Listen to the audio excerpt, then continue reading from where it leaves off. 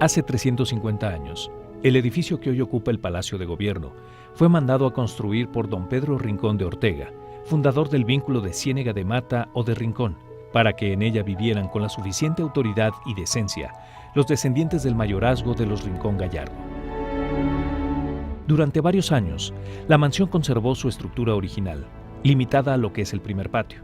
A mediados del siglo XX, se realizó una ampliación conservando su esencia antigua, en la que resaltan sus 111 arcos de medio punto y columnas de cantera de gran belleza arquitectónica.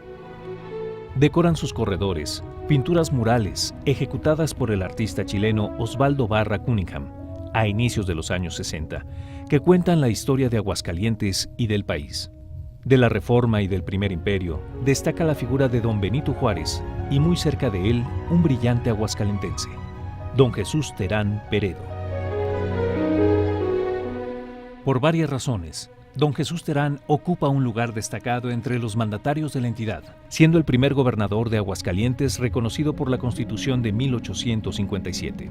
Fue una de las mentes más brillantes de Aguascalientes. Su capacidad conciliadora y dotes de estadista, en un país abrumado por las guerras, lo llevarían a trascender en la historia nacional. En defensa de la República, una delicada misión diplomática lo llevó a morir lejos de su patria, a la corta edad de 45 años, y a la que retornaría 86 años después.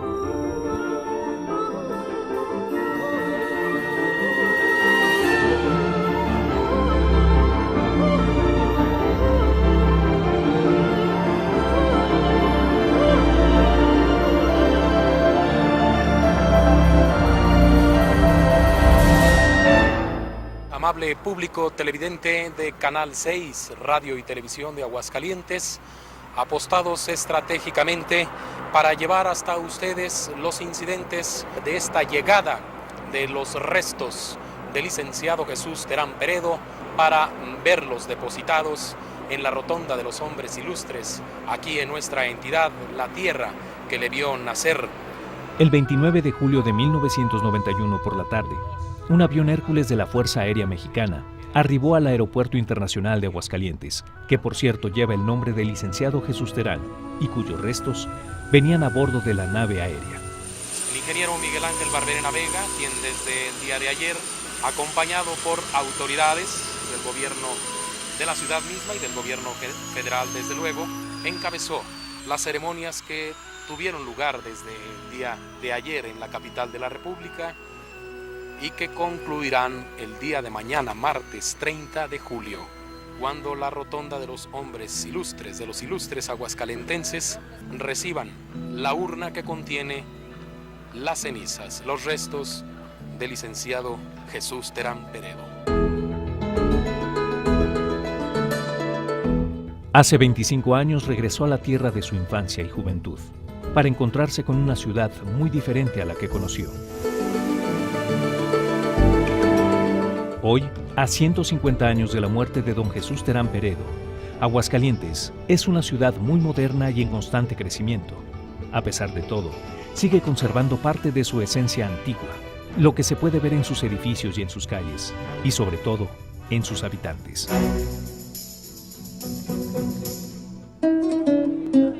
La ciudad natal de don Jesús Terán era muy piadosa, tal como sucede en la actualidad. Los pobladores asistían a las fiestas religiosas con devoción y recogimiento. Diariamente asistían a misa. Los hijos no daban un paso sin que recibieran el correspondiente regaño. El padre tenía la mano más besada que reliquia vieja. En 1840, el artista inglés Daniel Thomas Egerton plasmó el Aguascalientes de la época, tal como la vivió Terán.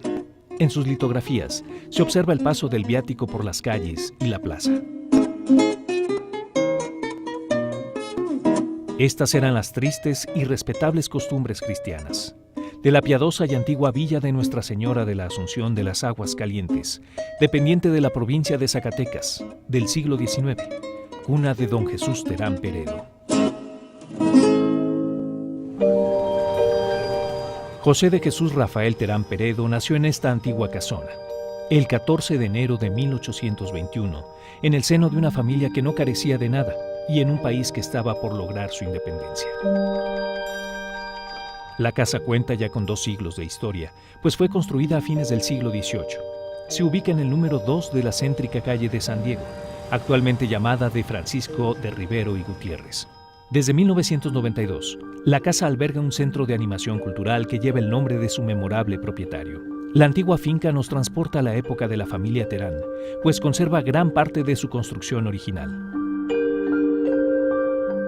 Jesús Terán y su familia llevaban una vida de amplitud y señorío. Su abuelo paterno, don Felipe Terán, era propietario de las haciendas de Los Cuartos, Chichimeco y La Barranca, además de poseer algunas minas en el estado y otras regiones. Don Felipe Terán fue la primera autoridad civil y militar de la delegación de Aguascalientes durante la Guerra de Independencia. Hombre de una extraordinaria energía, gobernó la delegación con mano de hierro debido a lo fuerte de su carácter. De su padre, don Jacinto Terán, heredó una cuantiosa fortuna que empezó a declinar ante una mala administración y lo débil de su carácter, muy diferente al de su hijo Jesús, que era de una gran energía y tenacidad ante todo lo que emprendía. Hizo sus primeros estudios en la Escuela de Cristo, fundada por el filántropo don Francisco Rivero y Gutiérrez, en la actual calle de Juárez, a pocos metros de la casa familiar. En 1832, con solo 11 años de edad, fue enviado al seminario de Guadalajara a iniciar sus estudios como abogado. Entre la nostalgia por su familia y por su casa paterna, en 1842, a punto de concluir la carrera, se vio obligado a regresar a Aguascalientes por la muerte de su padre, que dejó muy comprometidas las propiedades de la familia. Su madre había muerto un poco antes. Entre economías en el presupuesto, sin sacrificar a su familia, pudo continuar y terminar sus estudios de abogacía en el seminario de la ciudad de Zacatecas, regresando de inmediato a Aguascalientes. De esta forma, iniciaba otra etapa de su vida. Ya por entonces, Jesús Terán era un joven abogado que recorría las céntricas calles de la pequeña ciudad con una gran confianza en sí mismo. Con su carácter sencillo y amable, en contraste con su abuelo paterno, y no obstante su juventud, muy pronto se conquistó el respeto y cariño de quienes lo trataban. En poco tiempo logró sacar a flote las propiedades de la familia.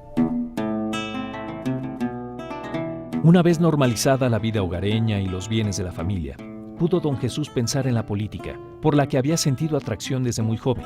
Durante su estancia en Guadalajara, como un estudiante de ideas avanzadas, se relacionó con grupos liberales, relaciones que posteriormente amplió en Zacatecas, donde se reunía con intelectuales y políticos, integrándose de lleno a este movimiento. En Aguascalientes, trabó profunda amistad con Felipe Nieto, con el gobernador interino José María López de Nava y con don José María Chávez, abrazando la causa liberal, iniciando así una brillante carrera política con el vehemente deseo de servir a su patria, así como de mejorar las condiciones de su tierra natal, participando activamente por recuperar la autonomía que había perdido el Estado, lo que finalmente se logró mediante el decreto de 1853. A principios de 1849, acepta Terán el cargo de jefe político del Partido de Aguascalientes, dependiente del Estado de Zacatecas, desarrollando una administración muy benéfica.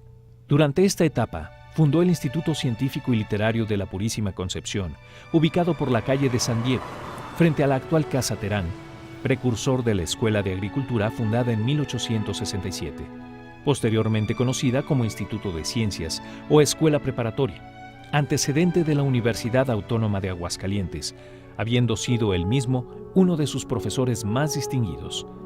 En 1850 ocuparía el puesto de director. Ante la sorpresiva muerte de don Felipe Cosío, gobernador de Aguascalientes en 1855, Jesús Terán se encargó del gobierno sustituto, con el beneplácito del Partido Liberal, puesto que ocuparía hasta 1857. Durante esta administración, adquirió la antigua casona del Marqués de Guadalupe, de la familia Rincón Gallardo, ubicada en el costado sur de la Plaza de Armas, destinándola para Casa del Estado, cuyas oficinas, hasta antes de la compra, habían ocupado diferentes casas particulares. Es gracias a Terán que desde hace 160 años se convirtió en el Palacio de Gobierno, cuyas modificaciones hasta la fecha han colocado el edificio como uno de los más emblemáticos de Aguascalientes. Como gobernador, realizó elecciones libres y democráticas en todos los municipios de la entidad.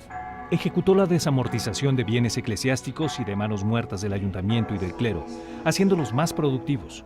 Inició el reparto de tierras, fraccionando la Hacienda Nueva. En una zona se instaló una importante fábrica de hilados y tejidos que dio origen al pueblo de San Ignacio. Dispuso el levantamiento de la primera carta geográfica del Estado bajo la dirección de don Isidoro Epstein, que tanto contribuyó al conocimiento de la entidad federativa. Al sancionarse en Aguascalientes la Constitución del 57, su gobierno se vio empañado con un motín organizado por un grupo de católicos que se oponían a algunos artículos, donde resultaron algunos muertos y heridos entre la gente del pueblo. En 1857, fue electo gobernador constitucional del estado. Su buen desempeño como gobernante y sus dotes de estadista le ganaron el reconocimiento del gobierno federal. Un mes después, fue llamado por el presidente Ignacio Comonfort para ocupar la Secretaría de Gobernación, cargo que dejó al ocurrir la defección de Comonfort, que abandonó la capital de la República. El Congreso llamó entonces a la presidencia de la República a don Benito Juárez, quien constitucionalmente debería ocuparla, sosteniendo desde entonces una presidencia itinerante, recorriendo el país en desvencijado carruaje, perseguido por el ejército federal, en tanto la reacción nombraba en la capital alternativamente una presidencia espuria.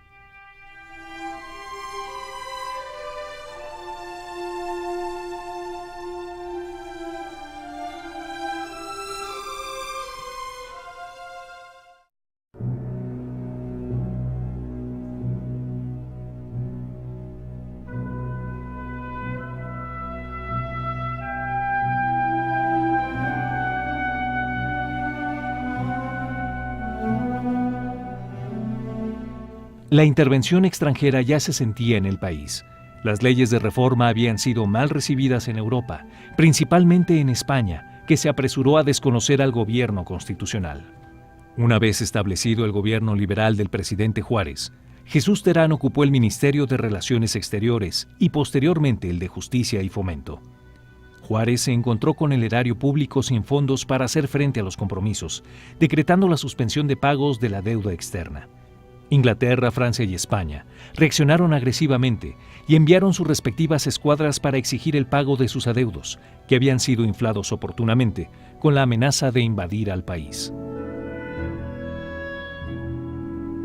Tocó a Terán, como encargado de la Secretaría de Relaciones Exteriores, firmar los preliminares del Tratado de la Soledad, estableciendo el 15 de abril de 1862 como fecha para iniciar las conversaciones formales con los representantes europeos. Inglaterra y España retiran sus tropas. Francia, que perseguía fines distintos, rompe los acuerdos y determina invadir el país con su ejército, comenzando la intervención francesa.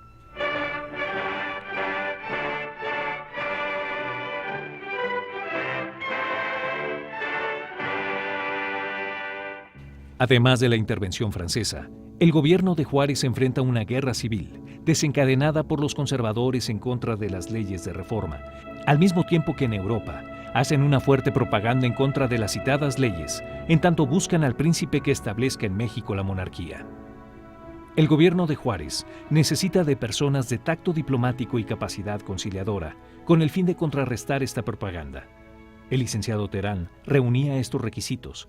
Además, conocía profundamente los problemas que afectaban al país.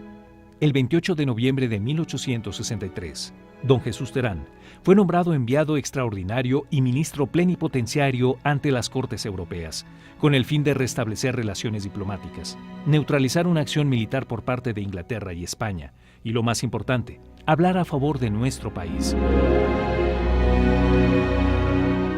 A pesar de su delicada salud, Jesús Terán acepta el encargo del presidente Juárez.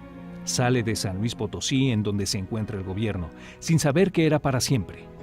El 30 de noviembre, en compañía de sus dos hermanas y su sobrina de 20 años, viajan en coche hasta Nueva Orleans, donde se embarcan rumbo a Europa. El 15 de febrero de 1864, desembarcan en Cádiz. Desde el mismo puerto de Cádiz, escribe a Maximiliano pidiéndole una audiencia el 3 de mayo. Es muy bien recibido en el Palacio Imperial de Viena por el archiduque, su esposa y el barón de Pont, su secretario. En la entrevista, don Jesús Terán procuró darles una idea de lo que es México y el rechazo a las figuras monárquicas para gobernar al país.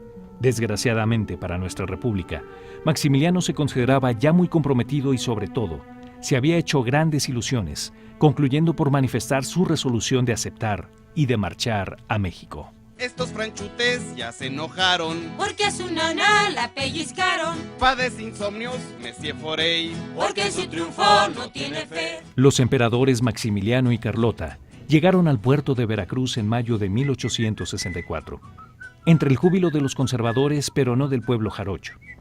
Al siguiente mes, hacen su entrada solemne a la Ciudad de México en medio de una multitud que llenan los aires con vivas y aplausos. Al llegar, se encontraron con un país herido por la guerra y dividido en sus convicciones, dando inicio al Segundo Imperio Mexicano. Terán continúa realizando su labor de propaganda por varios países europeos. En sus entrevistas, procura obtener simpatías por las causas de México y hacer odioso al invasor. Viajaba sin cesar, aún a costa de su salud. La enfermedad del aparato digestivo que venía padeciendo empeoraba cada día. En México, el imperio no acababa de consolidarse. Era notorio el aislamiento y las dificultades cada vez mayores del emperador. Abandonado por el Partido Conservador, sin poder conquistar al liberal, sus gastos exorbitantes, la repartición de condecoraciones, el aumento en las deudas, sin arreglar ningún ramo de la administración y la posible intervención de los Estados Unidos. Desde Europa, Terán le ofreció a Maximiliano intervenir ante el señor Juárez para llegar a un arreglo honorable en su beneficio y de la República.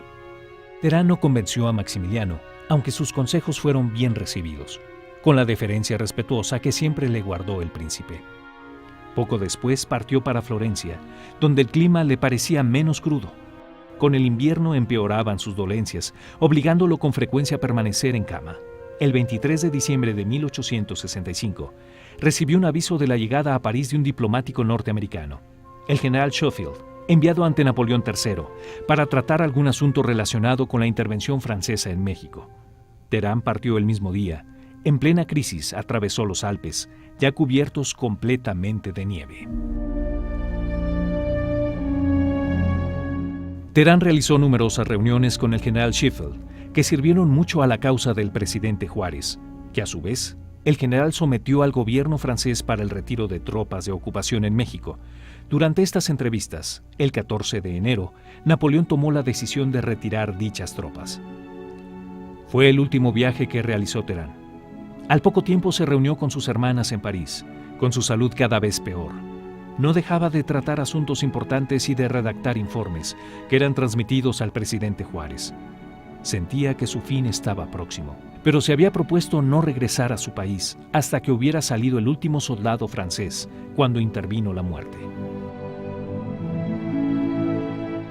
El 25 de abril de 1866, don Jesús Terán Peredo murió en París.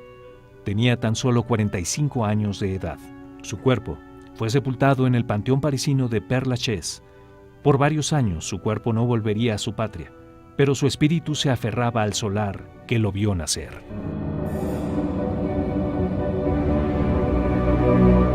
A pocos meses de la muerte de don Jesús Terán, el carnaval de la bienvenida y la comedia del imperio de Maximiliano están a punto de desmoronarse. A principios de 1866, Napoleón da la orden de regresar las tropas a Francia, dejando solo y sin protección al emperador, que ya poco le queda por hacer. Sin embargo, decidió continuar en México.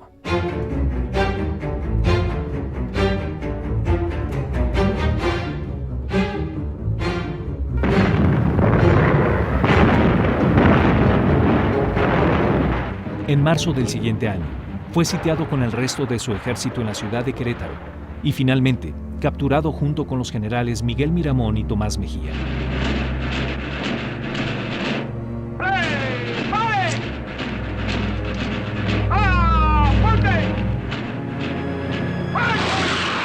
Lo que inició como un rumor se confirma más tarde. El 19 de junio de 1867, el emperador Maximiliano y sus generales han sido pasados por las armas. El sueño monárquico había terminado. Seguramente resignado frente al pelotón y mientras recibía las descargas en el pecho, el emperador Maximiliano recordó la fuerte personalidad y la forma profética de hablar de don Jesús Terán. Y sobre todo, que fue la única persona en Europa que le habló con la verdad. El sueño de Terán, de ver al invasor francés fuera de su patria, se había cumplido.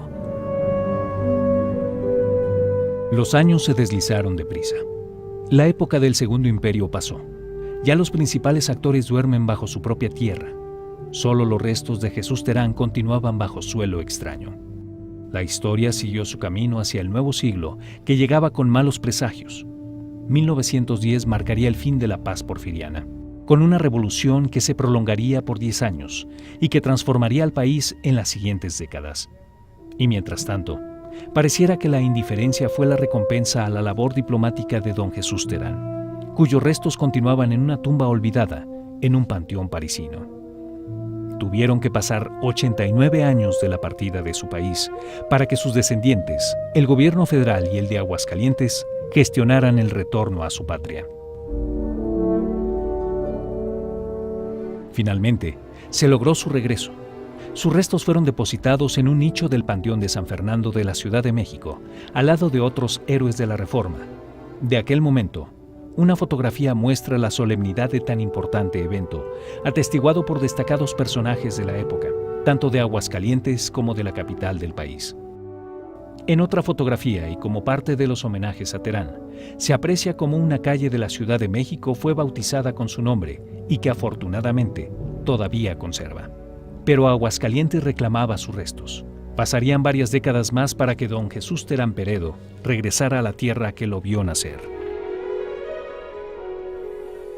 Por la mañana del domingo 28 de julio de 1991, ante la presencia de un reducido grupo de descendientes y amigos de la familia, los restos de don Jesús Terán son exhumados por segunda ocasión. En las imágenes que se conservan en el Archivo Histórico del Estado de Aguascalientes, se puede percibir el silencio que imperaba en el momento, solo interrumpido por los golpes del cincel y del martillo. Poco a poco, la losa que cubre el nicho va cediendo. Por fin, el hueco en el muro de tabique deja al descubierto la urna de madera que vuelve a ver la luz después de 39 años. En dos de las fotografías tomadas a detalle de la urna, se observa un sello de lacre y una placa en francés, en la que destaca el nombre del ilustre aguascalentense don Jesús Terán.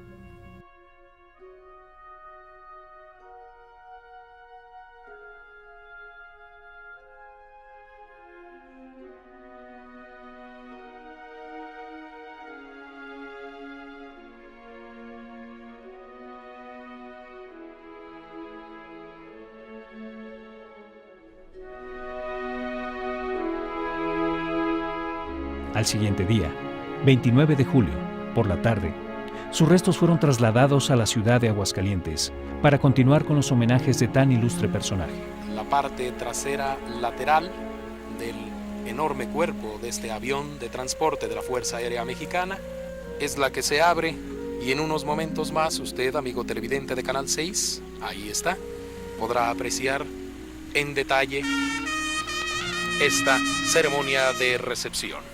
A su llegada al aeropuerto, la urna que contiene los restos fue entregada por la primera autoridad del Estado a los miembros de la 14ª Zona Militar, que los escoltaron hasta la antigua casona de la familia Rincón Gallardo y que gracias a don Jesús Terán fue transformada en Palacio de Gobierno. Señoras y señores, en este momento arriban a este primer patio del Palacio de Gobierno los restos del licenciado José de Jesús Rafael Terán Peredo, aguascalentense universal, en manos de elementos de la 14ª Zona Militar. A 125 años de su muerte, el licenciado Jesús Terán regresa a su ciudad natal, esta tierra de gente buena, de agua clara y cielo claro, que lo vio nacer y que hoy, con júbilo, recibe al diplomático de la Reforma. Allí, en el primer patio, en presencia de un auditorio más numeroso, continuaron las guardias y los discursos en su honor. El día de mañana, Aguascalientes, como madre amorosa, acogerá en su rotonda de los aguascalentenses ilustres a su hijo, Jesús Terán Peredo y sus restos, al contacto con la tierra, como alucinadas semillas, habrán de fructificar en una lección permanente de amor hacia México. Los restos permanecieron por algunas horas en Palacio, para ser trasladados al día siguiente al Panteón de la Salud, uno de los más antiguos de la ciudad, donde se levanta una modesta rotonda en honor a los hombres ilustres de Aguascalientes.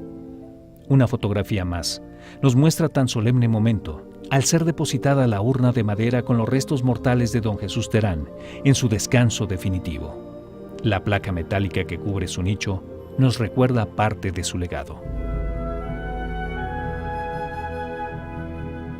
Don Jesús Terán es uno más de los personajes olvidados. De su importante labor diplomática en Europa, poco o nada se recuerda. No se le menciona ni en libros ni en documentos históricos. Años después de la muerte de Terán, el escritor Justo Sierra diría: murió lejos de su patria, a la que se había consagrado noblemente, y que aún no le recompensa, otorgándole un premio de honor, proporcionado a sus esfuerzos. A la distancia de 150 años de su deceso, ocurrido en tierras lejanas, es de toda justicia recordar el legado de don Jesús Terán Peredo y honrar la memoria del ilustre aguascalentense, que fue todo un ejemplo de patriotismo. Esta fue una producción de Canal 26.